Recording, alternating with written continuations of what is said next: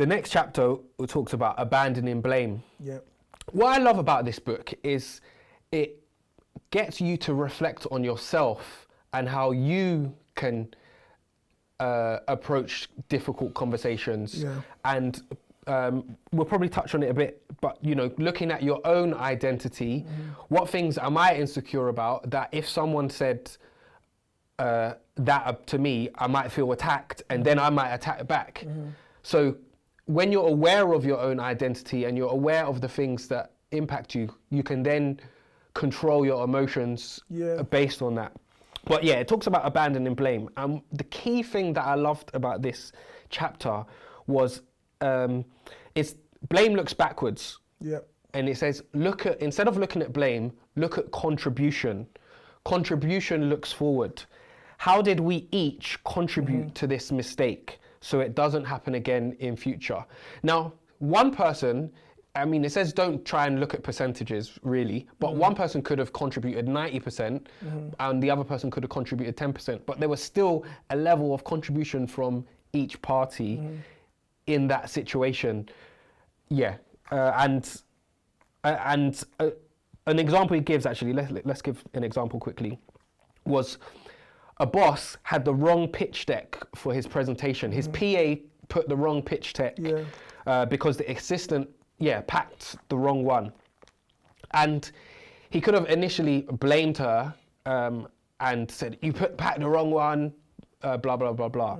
But instead of blaming, he could have focused on his contribution. Well, actually, normally in those situations, he double checks the pitch deck before he goes on. So if he had double checked, then he could have said to the PA. He would have seen at the time at the right time.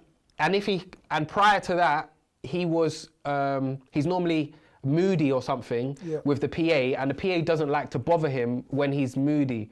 So if he was less moody, she could have approached him and said, oh, do you know what, like, I'm packing your pitch deck, is this the right one? She didn't get the chance to double check because he's always snappy.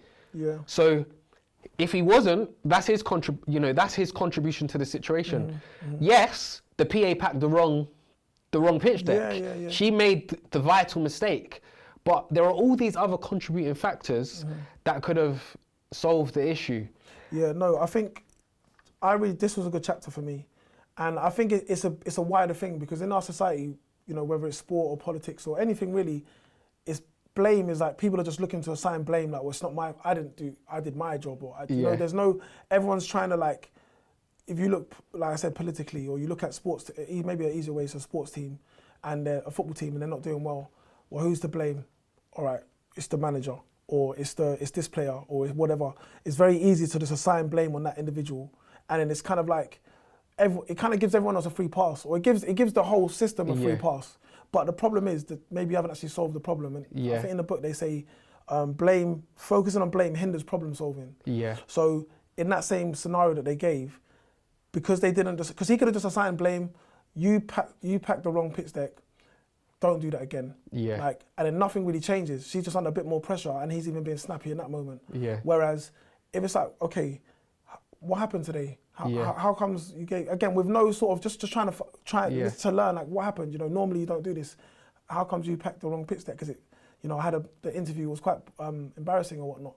And then you go into the conversation, and then now he's got new information that he didn't have. That, okay, it was a bit last minute that he dropped it on her, and as well, he's normally quite snappy.